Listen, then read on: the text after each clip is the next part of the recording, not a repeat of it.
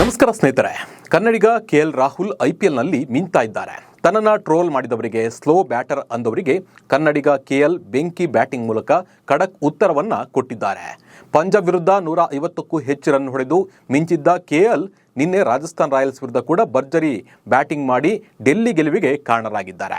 ಈ ಗೆಲುವಿನ ಮೂಲಕ ಡೆಲ್ಲಿ ಕ್ಯಾಪಿಟಲ್ಸ್ ಇತಿಹಾಸದಲ್ಲೇ ಅತಿ ಹೆಚ್ಚು ರನ್ ಚೇಸ್ ಮಾಡಿ ಗೆಲ್ತು. ಹಾಗೆ ವೈಭವ್ ಸೂರ್ಯವಂಶಿ ಇಲ್ಲಿ ಡಲ್ ಆದ್ರು ಈ ಪಂದ್ಯದಲ್ಲಿ. ಆದರೆ ರಿಯಾನ್ ಪರಾಗ್ ಇಲ್ಲಿ ಒಂಥರ ಆಕ್ರೋಶವನ್ನ ಹೊರಹಾಕಿದ್ರು. ಅದು ಯಾಕೆ ಅಂತಾನು ಹೇಳ್ತೀನಿ. ಈ ಬಗ್ಗೆ ಕಂಪ್ಲೀಟ್ ಆದ ಮಾಹಿತಿಯನ್ನು, ಈ ಪಂದ್ಯದ ಬಗ್ಗೆ ಕಂಪ್ಲೀಟ್ ಮಾಹಿತಿಯನ್ನು ನೀಡ್ತಾ ಹೋಗ್ತೀನಿ. ನಾನು ನಿಮ್ಮ ಶಿವರಾಜ್ ಬಾಣಂಕಿ. ನೀವು ಸುದ್ದಿಯಾನದ ಸಬ್ಸ್ಕ್ರೈಬರ್ ಆಗೋದನ್ನು ಮರಿಬೇಡಿ. ಕರ್ನಾಟಕದ ಸ್ಟಾರ್ ಆಟಗಾರ ಕೆಎಲ್ ರಾಹುಲ್ ಹಾಗೂ ಪಾತುಮ್ ನಿಸ್ಸಾಕ ಜವಾಬ್ದಾರಿಯುತ ಆಟದ ನೆರವಿನಿಂದ ಡೆಲ್ಲಿ ಕ್ಯಾಪಿಟಲ್ಸ್ ತಂಡ 7 ವಿಕೆಟ್ಗಳಿಂದ ರಾಜಸ್ಥಾನ್ ರಾಯಲ್ಸ್ ತಂಡವನ್ನು ಮಣಿಸಿ ಇತಿಹಾಸವನ್ನು ನಿರ್ಮಿಸಿತ್ತು. ಈ ಗೆಲುವಿನ ಮೂಲಕ ಡೆಲ್ಲಿ ಇತಿಹಾಸದಲ್ಲೇ ಅತಿ ಹೆಚ್ಚು ರನ್ಗಳನ್ನು ಚೇಸ್ ಮಾಡಿ ಅಬ್ಬರಿಸಿತು. ಆರ್ಆರ್ ನೀಡಿದ 226 ರನ್ಗಳ ಗುರಿಯನ್ನು ಹಿಂಬಾಲಿಸಿದ ಡೆಲ್ಲಿ ಕ್ಯಾಪಿಟಲ್ಸ್ ತಂಡದ ಆರಂಭಿಕರು ಭರ್ಜರಿಯಾಗಿ ಆಟವನ್ನು ಆರಂಭಿಸಿದರು. ಆರಂಭಿಕರಾದ ಪಾತುಮ್ ಹಾಗೂ ಕನ್ನಡಿಗ ಕೆಎಲ್ ರಾಹುಲ್ ಜೋಡಿ ಇಲ್ಲಿ ಅಬ್ಬರಿಸಿತು ಅಂತಲೇ ಹೇಳ್ಬೋದು. ಈ ಜೋಡಿ ಪವರ್ ಪ್ಲೇನಲ್ಲಿ ಕಮಲ್ ಪ್ರದರ್ಶನವನ್ನು ನೀಡಿತು. ಪಾತುಮ್ ರಾಹುಲ್ ಜೋಡಿ ರನ್ ರೇಟ್ ಒತ್ತಡವನ್ನು ತಂಡದ ಮೇಲೆ ಬೀಳದಂತೆ ನೋಡಿಕೊಂಡಿತು. ಈ ಜೋಡಿ ಪವರ್ ಪ್ಲೇನಲ್ಲಿ 70 ರನ್ನನ್ನು ಗಳಿಸಿತು. ಮೊದಲ ವಿಕೆಟ್ಗೆ ಪಾತುಮ್ ನಿಸ್ಸಾಕ ಹಾಗೂ ರಾಹುಲ್ ಜೊತೆಗೂಡಿ 57 ಎಸೆತಗಳಲ್ಲಿ 110 ರನ್ ಸೇರಿಸಿತು. ಈ ವೇಳೆ ಪಾತುಮ್ ನಿಸ್ಸಾಕ 33 ಎಸೆತಗಳಲ್ಲಿ 6 ಬೌಂಡ್ರಿ 3 ಸಿಕ್ಸರ್ ಸಹಾಯದಿಂದ 62 ರನ್ ಗಳಿಸಿ ಔಟ್ ಆದರು. ನಂತರ ಕೆಎಲ್ ರಾಹುಲ್ ಹಾಗೂ ನಿತೀಶ್ ರಾಣಾ ಜೋಡಿ ಅಬ್ಬರಿಸಿತು.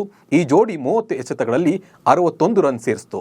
ಈ ಹಂತದಲ್ಲಿ Nitish Rana 33 run ಸಿಡಿಸಿದ್ರು.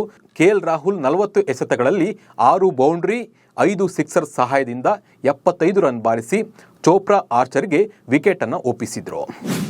Record break ಮಾಡಿದ ಕೆಎಲ್ ರಾಹುಲ್ ಈ ಪಂದ್ಯದ ಮೂಲಕ ಐಪಿಎಲ್ ಇತಿಹಾಸದಲ್ಲಿ ಧೋನಿ ಅವರ 5528 ರನ್ಗಳನ್ನು ಹಿಂದಿಕ್ಕಿ 5ನೇ ಅತಿ ಹೆಚ್ಚು ರನ್ ಗಳಿಸಿದ ಆಟಗಾರ ಎಂಬ ಹೆಗ್ಗಳಿಕೆಗೆ ಕೆಎಲ್ ರಾಹುಲ್ ಪಾತ್ರರಾಗಿದ್ದಾರೆ. ಐಪಿಎಲ್ನಲ್ಲಿ ಸುಮಾರು 152 ಪಂದ್ಯಗಳು ಮತ್ತು 143 ಇನ್ನಿಂಗ್ಸ್ಗಳಲ್ಲಿ 6 ಶತಕಗಳು ಮತ್ತು 42 ಅರ್ಧ ಶತಕಗಳ ಜೊತೆಗೆ ಬರೋಬ್ಬರಿ 5579 ರನ್ಗಳನ್ನು ಗಳಿಸುವ ಮೂಲಕ 138.37ರ ಸ್ಟ್ರೈಕ್ ರೇಟ್ನಲ್ಲಿ 46.88 ಸರಾಸರಿಯಲ್ಲಿ ಹೊಂದಿದ್ದಾರೆ. ಈ ಮೂಲಕ ಈ ಸಾಧನೆಯನ್ನು ಕೆಎಲ್ ರಾಹುಲ್ ಮಾಡಿದ್ದಾರೆ. ನಂತರ ಮಾತನಾಡಿದ ಕೆಎಲ್ ರಾಹುಲ್ ತಮ್ಮ ವೈಯಕ್ತಿಕ ಸಾಧನೆಗಿಂತ ಹೆಚ್ಚಾಗಿ ತಂಡ ಒಟ್ಟಾಗಿ ಸೇರಿ ಸಾಧಿಸಬೇಕಾಗಿರುವ ಗುರಿ ಮುಖ್ಯ ಅಂತ ಹೇಳಿದರು. ಇನ್ನು ಚೆನ್ನೈ ತಂಡದ ಮೂಲಕ ಧೋನಿ ಹೇಗೆ 5 ಟ್ರೋಫಿಗಳನ್ನು ಗಳಿಸಿದ್ರೋ ಹಾಗೆ ನನಗೂ ಕೂಡ ಅಷ್ಟೇ ಟ್ರೋಫಿ ಗೆಲ್ಲಬೇಕಂತ ಆಸೆ ಇದೆ ಅಂತ ಹೇಳಿ ಅವರು ತಮ್ಮ ಅಭಿಪ್ರಾಯವನ್ನು ವ್ಯಕ್ತಪಡಿಸಿದರು. ಕೆಎಲ್ ರಾಹುಲ್ಗೆ ಆರೆಂಜ್ ಕ್ಯಾಪ್. 40 ಎಸೆತಗಳಲ್ಲಿ 75 ರನ್ ಗಳಿಸಿದ ಕೆಎಲ್ ರಾಹುಲ್ ತಮ್ಮ ಈ ಬ್ಯಾಟಿಂಗ್ ಪ್ರದರ್ಶನದಿಂದ ಆರೆಂಜ್ ಕ್ಯಾಪ್ ಅನ್ನು ತಮ್ಮದಾಗಿಸಿಕೊಂಡರು.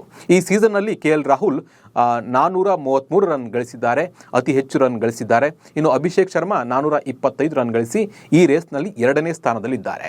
ಇನ್ನು ಕಳಪೆ ಫಾರ್ಮ್ ಮತ್ತು ಈ ಸಿಗರೇಟ್ ಸೇದಿ ಹಲವು ಟೀಕೆಗಳನ್ನು ಎದುರಿಸಿದ ರಿಯಾನ್ ಪರಾಗ್ಗೆ ಈ ಸೋಲು ಮುಖಭಂಗಕ್ಕೆ ಕಾರಣವಾಗಿದೆ. ಆದರೆ ಈ ಪಂದ್ಯದಲ್ಲಿ ರಿಯಾನ್ ಪರಾಗ್ ಚೆನ್ನಾಗಿ ಆಡಿದ್ರು, 90 ರನ್ ಅನ್ನು ಬಾರಿಸಿ ತಂಡಕ್ಕೆ ಕೊಡುಗೆಯನ್ನು ನೀಡಿದರು. ಆದರೆ ಟೀಮ್ ಗೆಲ್ಲಿಲ್ಲ. ಈ ಬಗ್ಗೆ ಮಾತನಾಡಿದ ಪರಾಗ್, ನನ್ನ ಬಗ್ಗೆ ಮಾತನಾಡುವ ಟೀಕಾಕಾರರಿಗೆ ಉತ್ತರಿಸುವ ಅಗತ್ಯವಿಲ್ಲ ಅಂತ ಹೇಳಿದರು. ಜೊತೆಗೆ ಬೌಲಿಂಗ್ ವೈಫಲ್ಯ ಸೋಲಿಗೆ ಕಾರಣ ಆಯ್ತಂತ ಹೇಳಿ ತಿಳಿಸಿದರು.